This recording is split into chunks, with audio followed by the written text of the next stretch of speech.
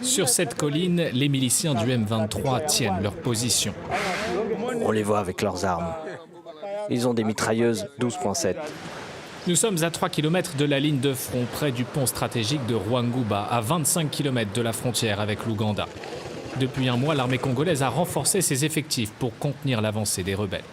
L'ennemi que nous avons en face de nous a des armes lourdes, des mortiers, des mitrailleuses. Nous aussi, nous avons des armes, comme eux, pour défendre notre position, pour éviter qu'ils arrivent jusqu'ici.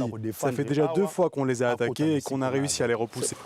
Depuis la résurgence du M23 fin novembre, l'armée congolaise s'étonne de voir les miliciens aussi bien armés et équipés. Le groupe avait pourtant été défait en 2013, puis démobilisé.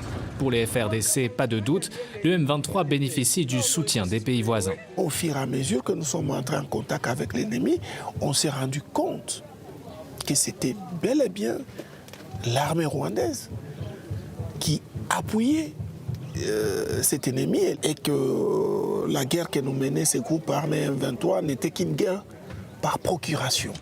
Il y a 10 ans, le Rwanda soutenait déjà le M23 et avait été publiquement condamné par l'ONU.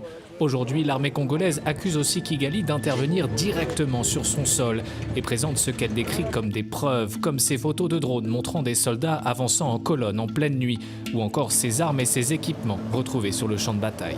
Vous voyez que ce sont les bords des Rwanda Defense Force.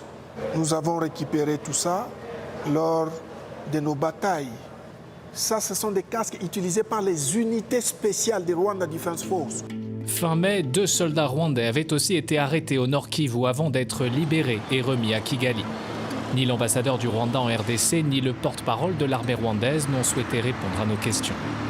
Toute accusation ou contre-accusation de cette nature ne peut être vérifiée que par le biais du mécanisme conjoint de vérification élargi et non par des déclarations dans les médias. Dans leur dernier rapport publié en juin, les experts de l'ONU ont quant à eux confirmé la présence de militaires rwandais dans des camps du M23 en RDC, évoquant des images aériennes et des preuves photographiques.